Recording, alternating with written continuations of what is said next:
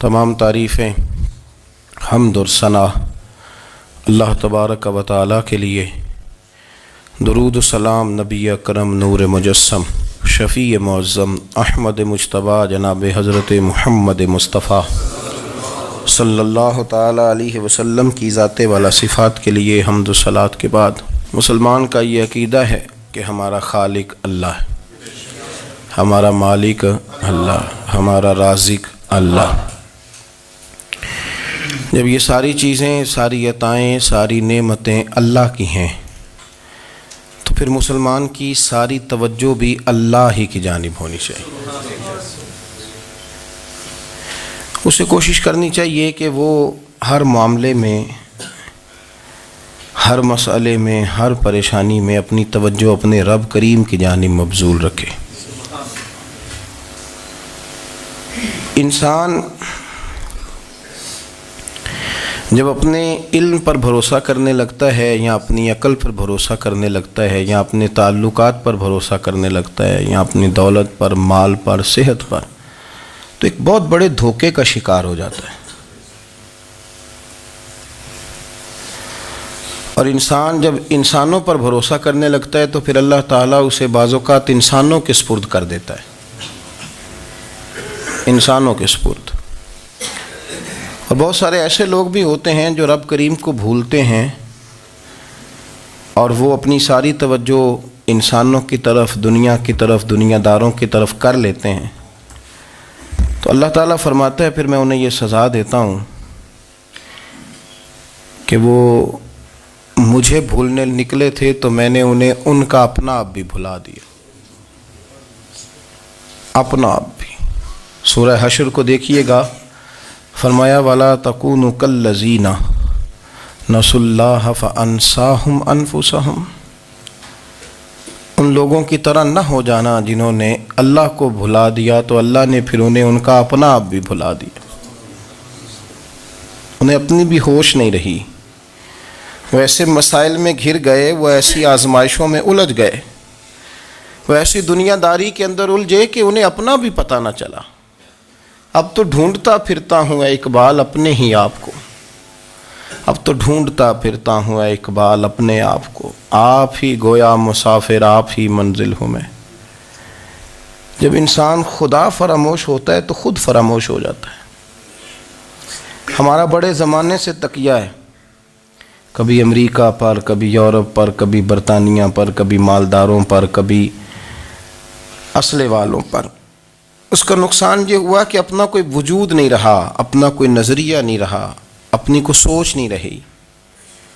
ऐसे महसूस होता है कि कोई मंशूर नहीं, कोई दस्तूर नहीं, लगाम मुंह में है और उसका सिरा किसी के हाथ में है, वो जिधर चाहता है हमें घुमा लेता है। अल्लाह फरमाते हैं यूँ ना हो जाना कि तुम रब को भुला दो और फिर तुम्हें अपना आप भी भूल जाए। औलाइका हुमुल फासिकून, फरमाया ये वो लोग हैं जो नाफरमान है अल्लाह के, ये नाफरमान है। जब ये नज़रिया बन गया, जब ये जहन बन गया कि पैदा अल्लाह ने किया है, देना अल्लाह ने है, अता करने वाला अल्लाह है, नवाजने वाला अल्लाह है, तो फिर सारी तवज्जो दुनियादारों की तरफ रखना, मैं अल्लाह वालों की तरफ तवज्जो रखने का कायल हूँ, मैं वो समझता हूँ, हम उस चीज़ के कायल हैं। लेकिन वो भी कोई आस्ताना है कि जहाँ हक मुर्शद का नारा तो बड़ा लगे पर रब का नाम ही ना सुनने को मिले। ये भी कोई बात हुई कि जहाँ ये तो नारा ज़ोर से लगे कि जीवे जीवे मुर्शद जीवे, लेकिन इस्तिग़फ़ार का दर्स ही ना मिले। जहाँ हर वक़्त ये बताया जाए कि यहाँ आ गए तो बच गए, कैसे बचेंगे? मेरे रसूल पाक अलैहिस्सलाम का दरवाज़ा सबसे बड़ा दरवाज़ा है, हुजूर का दरवाज़ा सबसे बड़ा दरवाज़ा है। लेकिन मेरे दोस्तों याद रखना, नबी पाक अलैहिस्सलाम ने भी लोगों को जब रास्ता दिखाया है तो रब करीम का रास्ता दिखाया है, अल्लाह का रास्ता दिखाया, अल्लाह करीम का रास्ता दिखाया, लोगों को रब की तरफ तवज्जो कराई। मेरे रसूल करीम सैयद आलम सल्लल्लाहु ताला अलैहि वसल्लम ने लोगों की अल्लाह की जानिब तवज्जो कराई और लोगों से ये कहा कि वो अपने रब करीम की जानिब अपना जहन रखें, अपनी तवज्जो अपने अल्लाह की जानिब मबजूल करें। मेरी बात को अच्छे तरीके से समझिएगा। इल्म अल्लाह तबारक व तआला अता करता है, تو اسے اللہ کی عطا ہی سمجھنا چاہیے۔ کچھ لوگوں کے پاس علم ہوتا ہے پر علم نافع نہیں ہوتا، وہ ٹامک ٹونیاں مارتے رہتے ہیں ساری زندگی۔ علم کو اللہ کی عطا سمجھیں، اپنی عقل پر اپنے شعور پر زیادہ بھروسہ نہ سمجھیں، نظر اللہ پہ رکھیں۔ حضرت مولا علی شیر خدا کرم اللہ تعالی وجہہ الکریم سے کسی نے پوچھا تھا بڑا عالم کون ہوتا ہے؟ ہمارے ہاں تو اب وہ والے عالم پائے جاتے ہیں نا، اللہ ماشاء اللہ، جو ممبر پہ بیٹھتے ہیں تو دعوے ہی دعوے، ممبر پہ بیٹھتے ہیں تو دعوے ہی دعوے، اس طرح کے عالم ہمارے ہاں پائے جاتے ہیں۔ وہ ہر بات میں دعویٰ کرتے ہیں، میں یہ کر دوں گا، میں وہ کر دوں گا۔ یہ مزاج علماء کا نہیں۔ حضرت علی المرتضیٰ سے کسی نے پوچھا بڑا عالم کون ہوتا ہے؟ فرمایا بڑا عالم وہ ہوتا ہے کہ جسے مسئلے کا پتہ نہ ہو تو وہ کہہ دے مجھے نہیں پتہ، میں پتہ کر کے بتاؤں گا، غلط بات بیان نہ کرے۔ امام مالک سے کسی نے کوئی مسئلہ پوچھا تو آپ فرمانے لگے مجھے اس سوال کا جواب نہیں آتا، ہمارے بزرگ سمجھاتے کیا ہیں؟ وہ کہنے لگا آپ اتنے بڑے امام ہیں تو اس سوال کا جواب نہیں آتا۔ آپ فرمانے لگے اگر مجھے ہر سوال کا جواب آتا پھر تو میں خدا ہوتا، مجھے ہر سوال کا جواب نہیں آتا، مجھے تو اتنا آتا ہے جتنا میرے رب نے مجھے عطا کر دیا ہے۔ اپنی نظر اللہ پہ رکھیں، نکل آئیں اس معمے سے باہر کہ میں کوئی بلا ہوں، مجھے بڑا پتہ ہے، میرے پاس 6 ڈگریاں ہیں، مجھے 10 جگہ پہ تدریس کا شغف حاصل ہے، اس سے نکلیں باہر۔ قرآن مجید دیکھیے گا، اللہ تعالیٰ نے ارادہ قدرت فرمایا کہ میں حضرت آدم کو بناؤں گا، پھر بنانے کے بعد فرمایا فرشتوں سجدہ کرو آدم کو، سب نے سجدہ کیا الا ابلیس ابا واستکبر وکان من الکافرین، سب نے سجدہ کیا سوائے ابلیس کے، اس نے انکار بھی کیا، تکبر بھی کیا اور کافروں میں سے ہو گیا۔ تو یہ جب اللہ تعالیٰ نے سجدہ کرایا تو کیسے کرایا؟ اللہ تبارک و تعالیٰ نے نا حضرت آدم کو علم سکھایا خود، وعلم آدم الاسماء کلہا، خود اللہ فرماتے ہیں کہ میں نے جناب آدم علیہ السلام کو تمام اشیاء کے نام سکھائے، سب اشیاء کے نام سکھائے۔ تو وہ چیزیں پھر میں نے نا، اللہ فرماتے ہیں میں نے فرشتوں پہ پیش کی، میں نے کہا کہ بتاؤ ان کے نام کیا ہے، تو فرشتوں نے جو جواب دیا وہ سمجھنے والا ہے۔ اللہ نے چونکہ خود علم سکھایا تھا حضرت آدم کو، جناب آدم سکھایا تھا، لیکن فرشتوں کو نہیں سکھایا تھا۔ تو اللہ کریم نے فرمایا فرشتوں اب یہ بتاؤ ان چیزوں کے نام کیا ہیں؟ تو فرشتے کیا کہتے ہیں؟ فرشتے عرض کرتے ہیں قالوا سبحانک لا علم لنا۔ آپ کبھی یقین کریں اس چیز کی لذت لیں تو مزہ آ جائے۔ کہا قالوا سبحانک، کہنے لگے تو پاک ہے، قالوا سبحانک، کہنے لگے تو بھئی آدم علیہ السلام کو نام سکھا لیے، پھر فرشتوں کے سامنے وہ چیزیں پیش کر کے کہا ان چیزوں کے نام بتاؤ، تو فرشتے کیا کہتے ہیں؟ کہتے ہیں قالوا سبحانک، تو پاک ہے، لا علم لنا، ہمارے پاس کوئی علم نہیں، الا ما علمتنا، ہمیں تو اتنا پتہ ہے جتنا تو نے ہمیں سکھا دیا ہے، ہمیں تو اتنا پتہ ہے جتنا تو نے ہمیں، لا علم لنا، ہمارے پاس کوئی علم نہیں ہے، اتنا ہی پتہ ہے جتنا تو نے ہمیں سکھا دیا ہے، اس سے زیادہ ہمارے پاس علم۔ اور یہ کیوں تو نے ہمیں جتنا سکھایا اتنا پتہ ہے؟ فرشتے یہ نہیں کہتے یا اللہ تو زیادہ سکھا، آدم کو دیا تو ہمیں بھی دے، یہ نہیں فرمایا، فرمایا انک انت العلیم الحکیم، اے اللہ تو علم والا بھی ہے اور حکمت والا بھی ہے، تجھے پتہ ہے کس کو کتنا دینا ہے، جتنا تو نے مناسب سمجھا جناب آدم کو دیا، اور جتنا تو نے بہتر سمجھا وہ تو نے ہمیں عطا فرمایا۔ تو اگر آپ کے پاس علم ہے، کہیں نالج ہے، تو اس کو اللہ کی عطا سمجھیں۔ ہمارے ہاں بہت سارے لوگ بن کے بیٹھ جاتے ہیں، میں اکثر کہتا ہوں کہ پھر وہ دعوے کرتے ہیں میرے علاقے والے جاہل ہیں، میرے شہر والے جاہل ہیں، میرے خاندان والے پڑھے نہیں۔ یہ آپ کا دعویٰ ہے، یہ آپ کو خراب کر دے گا۔ ہم نے بہت سارے ایسے لوگ دیکھے جو بہت بڑے عالم تھے، لیکن اللہ جب لینے پہ آیا تو عقل ہی لے گیا، شعور ہی چلا گیا، حافظے ختم ہو گئے۔ آپ دیکھتے ہیں بڑھاپے میں کچھ لوگ ایسے ہوتے ہیں کہ جن کو یہ بھی یاد نہیں رہتا کہ میرا نام کیا ہے، میں کہاں ہوں، مجھے کدھر جانا ہے۔ تو اس وقت سے اللہ کی پناہ مانگیں اور اپنی نظر اپنے رب کریم کی جانب رکھیں، اللہ کی جانب اپنی نظر کو مبذول رکھیں۔ دوسری بات، علم کے بعد ایک چیز آتی ہے جس کا نام ہے ہدایت، جس کا نام ہے تقوی، جس کا نام ہے پرہیزگاری، جس کا نام ہے عمل، عبادت، ریاضت۔ یہ بھی اسی وقت ہی نصیب ہوتی ہے جب میرا رب کریم نصیب فرما دیتا ہے۔ ہم نے نا نیکی کا اپنا اپنا سٹیٹس بنا لیا ہے، اپنا اپنا معیار بنا لیا ہے۔ کچھ لوگ کہتے ہیں کہ جناب مسجد میں سیمٹ کا توڑا دینے سے بہتر ہے کسی غریب کو آٹے کا تھیلا دے دو۔ اب اس نے اپنا مزاج بنا لیا نا نیکی کا، اس نے اپنا سٹیٹس بنا لیا ہے۔ میرا یہ سوال ہے کہ نبی پاک صلی اللہ تعالیٰ علیہ وسلم جب مدینہ شریف آئے تھے تو حضور نے سب سے پہلے غریبوں میں آٹا تقسیم کیا تھا کہ سب سے پہلے مسجد بنائی تھی؟ کیا عجیب لوگوں کا رنگ ہے، اپنی مرضی کی ہدایت، اپنی مرضی کا تقوی، اپنی مرضی کا معیار۔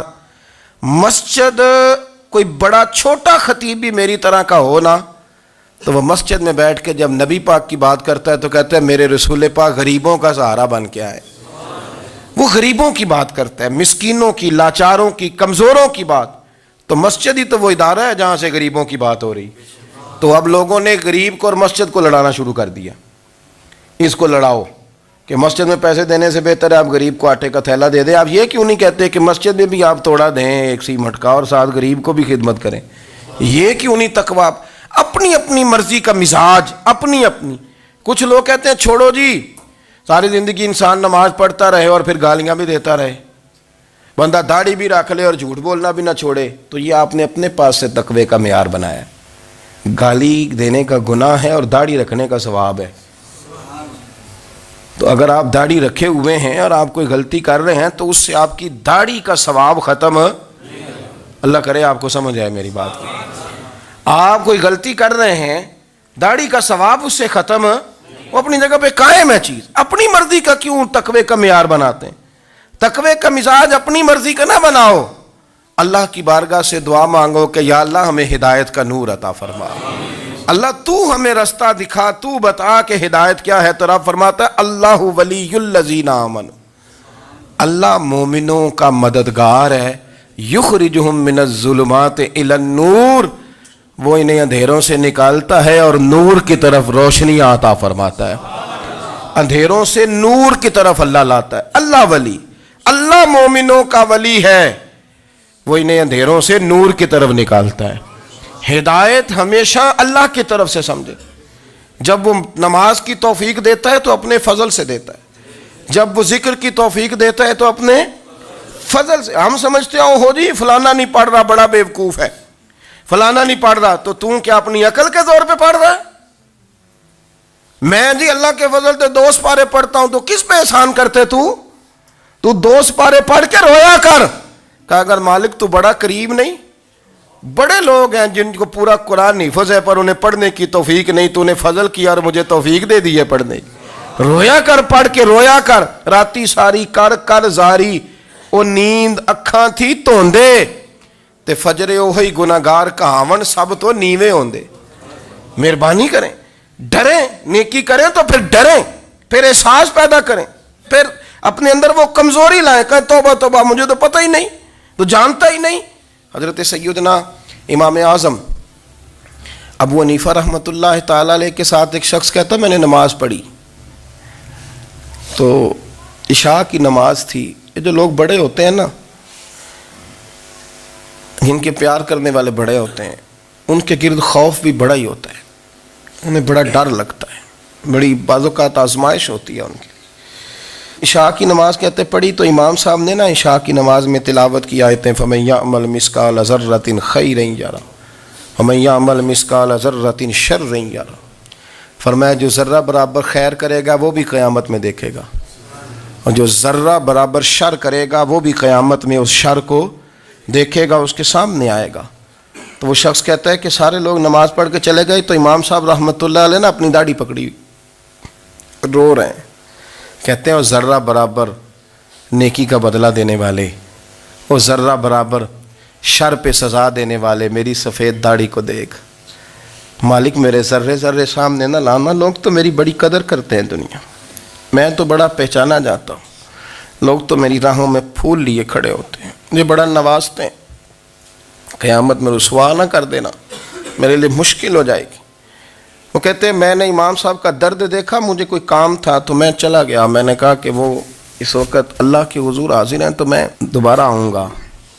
کہتے ہیں میں تہجد کا وقت آیا تو امام صاحب وہیں بیٹھے تھے، اور ان کی داڑیاں آنسوؤں سے بھری ہوئی تھی اور زور سے داڑھی پکڑی ہوئی، کہنے لگے مالک رسوا نہ کر دینا، قیامت میں رسوا نہ کر دینا۔ یار جو ہدایت یافتہ لوگ تھے وہ تو ڈرے ہوئے تھے، وہ تو سہمے ہوئے تھے، وہ تو کہتے تھے یہ اس کا فضل نہیں، اس نے بلا لیا ہے، یہ اس کا کرم نہیں۔ حضرت باعزید بستامی کسی کافر کو دیکھتے تو رو پڑتے، کہتے مالک تو کتنا کریم ہے، یہ بے ایمان رہ گیا، تو نے اپنے فضل سے مجھے اپنے نبی کا غلام بنا لیا۔ وہ رو پڑتے۔ یہاں تو لوگوں کا دعویٰ ہی بڑا ہے۔ نمازی اللہ خیر فرمائے وہ تو دوسروں کو گھورتا ہے، وہ کہتا ہے جنت کا میں مالک ہوں، کنجیاں میرے پاس ہیں، میں کسی اور کو گھسنے نہیں دوں گا۔ اور اگر 2-3 حج کر لے تو پھر تو وہ کہتا ہے کہ اب میرے سے پوچھ کے لوگ جنت میں جائیں گے معاذ اللہ۔ اور اگر وہ 2 4 5 7 دفعہ کوئی نفل پڑھ لے تو پھر وہ کہتا ہے چھوڑیں جی سارے لوگ بے عمل ہیں، میں اکیلا نیک ہوں۔ نہ ایسا کریں، اپنی توجہ اپنے رب پہ رکھیں، اپنی توجہ اپنے معین الملت والدین، عطائے رسول، ہند الولی، غریب نواز، خواجہ معین الدین چشتی، حضرت خواجہ اجمیر، شاہ اجمیر، شاہ اجمیر، والی ہندوستان۔ آخری عمر میں نا سارا دن روتے گزر جاتا، ساری رات روتے گزر جاتے، ذرا سی کوئی بات کرتا تو رو پڑتے ہیں، آنکھیں آنسوؤں سے بھری رہتی۔ کئی دفعہ اپنے بھی پریشان ہو جاتے ہیں نا کہ یار تو ایک بات کی جان ہی نہیں چھوڑ رہا۔ تو خواجہ قطب الدین صاحب بختیار کاکی سے لوگوں نے کہا کہ آپ مرشد سے بات کریں، اتنا بھی تو نہیں نہ رونا چاہیے، ہر وقت اس کے آنسو کی کریے، عاشق دا کام ہی رونا تونا تے بنا رویوں نہیں منظوری۔ یہ عاشق سدا ہی روندا رہندا ہے، پاویں وصل ہوئے تے پاویں دوری، ہر وقت رونے کا کیا مطلب ہے؟ تو خواجہ قطب صاحب کہتے ہیں میں قریب گیا تو میں نے پیر دبائے، میں نے کہا سونیا لوگ تو کچھ بھی نہیں کرتے، تو نے تو کمال کر دیا، 90 لاکھ آدمی مسلمان کر دیا، دنیا کچھ نہیں کرتی، تو نے 50 سال ساری رات مصلے پہ بیٹھ کے رب راضی کیا۔ تو شہزادہ تھا، حضور کی اولاد تھا، لیکن معین الدین تیرا ایک پلاٹ بھی نہیں، تو نے طالب علم پالے، انہیں غریبوں کو دیا، تو نے نوازا، کوئی شے نہیں تیرے پاس، ہر چیز تو نے، ساری رات روتے ہو، سارا دن روتے ہو۔ تو خواجہ قطب الدین صاحب کہتے ہیں میں نے جب عرض کیا تو خواجہ صاحب مجھے گلے لگا لیا، چیخ مار کے روئے، کہنے لگے قطب الدین پتر داڑھی سفید ہو گئی، جانے کا وقت آ گیا، جو تو نے نیکیاں گنوائی ہیں وہ ہیں صحیح میرے پاس، پر یار کی بارگاہ میں پیش کرنے کے قابل ایک بھی نہیں، ایک بھی نہیں۔ تو بارگاہ تو دیکھ کتنی بڑی ہے، رسول کریم کی بارگاہ میں پیش کرنے کے قابل ان میں سے ایک بھی نہیں، تو آستانہ دیکھ کتنا بڑا ہے، کیا پیش کروں گا، کیا عرض کروں گا حضور کی بارگاہ میں، کس طرح؟ وہ یار جو بڑے تھے وہ تو ڈرے ہوئے تھے، سہمے ہوئے تھے، وہ تو بڑی آزمائش میں تھے، لیکن میرا اور آپ کا رٹا 2 نمازیں پڑھ کے 6 نمازوں کا دعویٰ کرنا اور لمبی چوڑی کہانیاں بنانا اور اپنے منہ سے اپنی تعریفیں کرنا، اس سے تھوڑا باہر آئیں۔ رزق بھی میرا اللہ ہی دیتا ہے، علم بھی اللہ دیتا ہے، رزق بھی۔ بڑے بڑے فقیروں کو مالدار ہوتے دیکھا، بڑے بڑے مالداروں کو فقیر ہوتے دیکھا، بڑے بڑے، میرے ایک بڑا سخی قسم کا سجن ہے، بڑا پیارا ہے، میں اسے سخی مانتا ہوں، میں نے اپنی پریشانیوں کے دنوں میں بھی اس شخص کو سخی دیکھا۔ ایک دن رات کو مجھے ٹیلی فون کر کے کہنے لگا کدھر ہو؟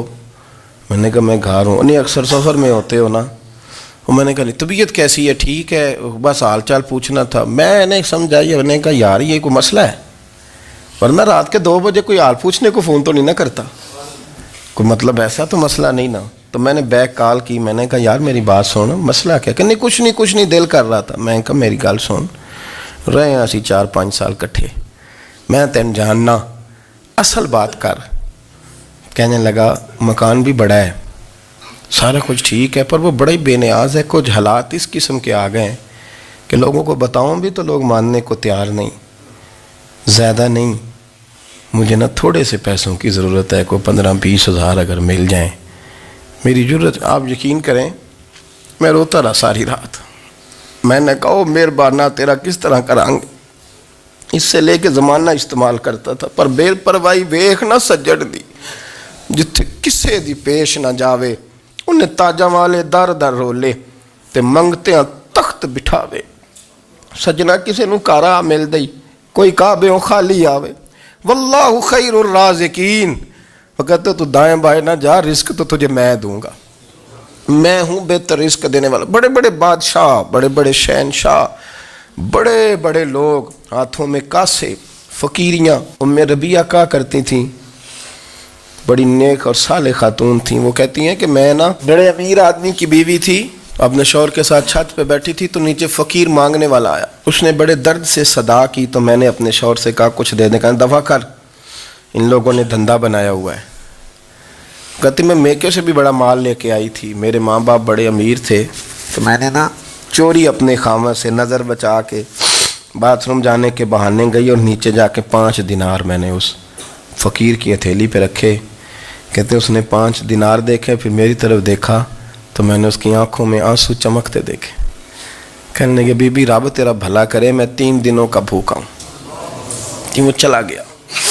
میں گھر آ گئی، جب باہر آئی تو میرا شوہر کہنے لگا تو اتنی اب اتنی تو تیز ہو گئی ہے اور تو اتنی خود مختار ہو گئی ہے، میرے بغیر پوچھے مال خرچ کرے گی، جا تجھے 3 طلاقیں.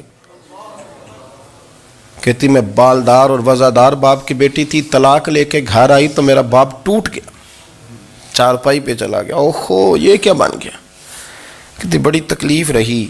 1-2 سال کے بعد میرے ابا نے میری شادی کر دی. اب جس شوہر کے پاس گئی وہ بڑا نیک تھا، پرہیزگار تھا، اللہ نے بہترین صلہ دیا. کہتی چھت پہ بیٹھی تھی، دروازے پہ فقیر آیا تو میں نے شوہر سے کہا کچھ دے دوں. کہنے لگا 5 نہ دینا، 15 دینا، 20 دینا. میں فقیر ہوں، میں نے فقر سے دولت دیکھی ہے، اسے خالی نہ لوٹانا.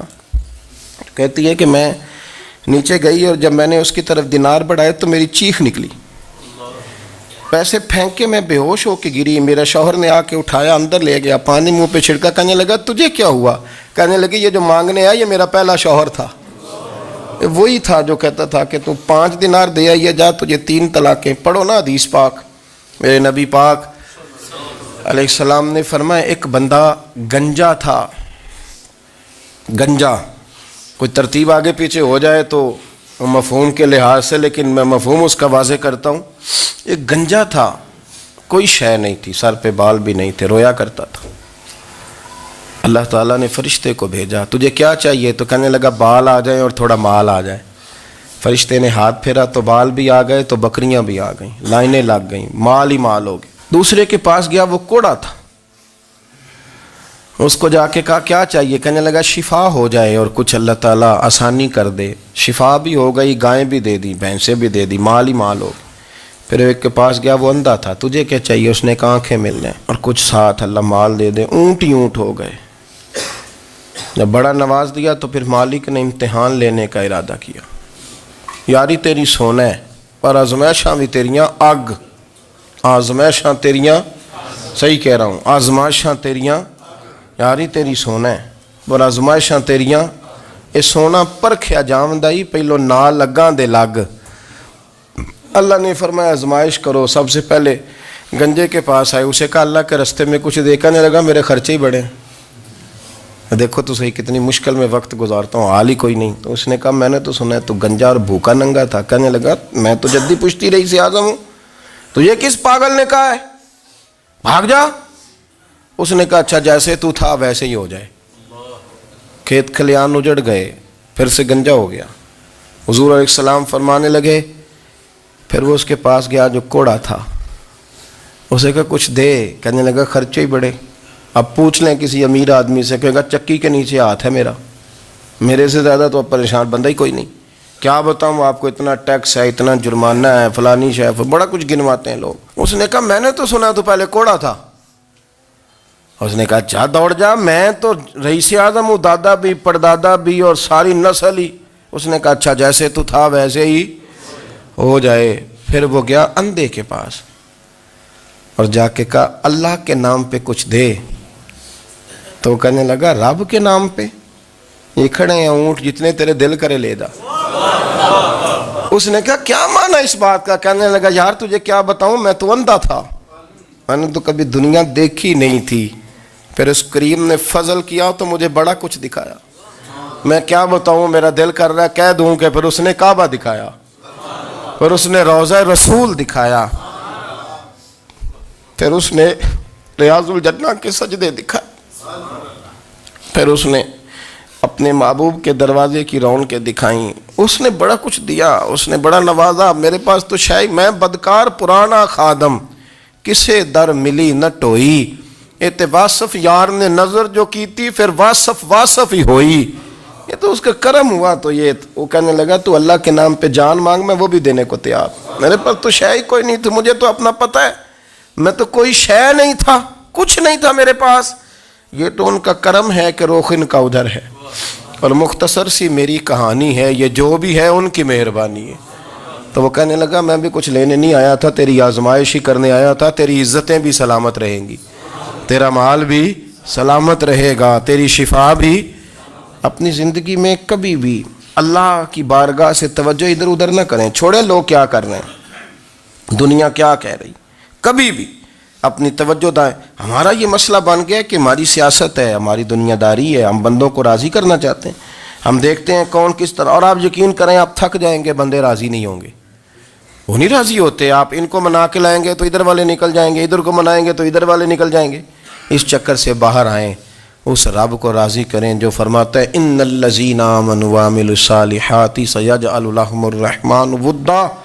فرمایا تو ایمان لانے کے بعد نیک عمل کر، میں لوگوں کے دلوں میں تیری محبت پیدا کر دوں۔ رحمان لوگوں کے دلوں میں محبت ڈال دے گا، اللہ لوگوں کے دلوں میں۔ اپنی نظر ہمیشہ اپنے رب پہ رکھیں، اتنی لمبی چوڑی دنیا داروں سے امیدیں نہ وابستہ کریں۔ میں نے دیکھا ہے لوگ کاسا لیسی کرتے ہیں، کبھی اس کے دروازے پہ کبھی اس کے دروازے پہ۔ ان چکروں سے باہر آئیں اور اپنے رب کی بارگاہ کی طرف توجہ کریں، استغفار شوق سے پڑھا کریں۔ اور اکیلے میں اکیلے میں حضرت رئیس المتکلمین مولانا نقی علی خان صاحب رحمۃ اللہ نے لکھا ہے کہ فرعون 500 سال حکومت کر گیا، یہاں تو 5 سال کی حکومت کی پیر لڑکھڑاتے ہیں، 500 سال۔ فرماتے اصل وجہ یہ تھی کہ دنیا جب سو جاتی تھی نا تو اوپر چادر لے کے تو مصلے پہ بیٹھ جاتا تھا اور ہاتھ باندھ کے کہتا تھا رب تو ہی ہے، میرا پردہ نہ کھولنا، مالک تو ہی ہے، کرم نوازی کرنا، میری پکڑ نہ کرنا۔ وہ بے ایمان ہو کے اگر 500 سال ہاتھ باندھے تو گزارا کر لیتا ہے، تو ایماندار ہے۔ پر مسئلہ یہ ہے کہ تو رات کو بکل مار کے ہاتھ نہیں نہ باندھتا، تو منت نہیں کرتا، تو استغفار نہیں کرتا۔ توبہ کریں تو بچے رہیں۔ وہ اتنی لمبی حکومت کر گیا چونکہ رات کو کہتا تھا مالک رب تو ہی ہے، لیکن مہربانی فرما، میری پکڑ نہ فرمایا تو اللہ نے تو اس کو مہلت دے دی۔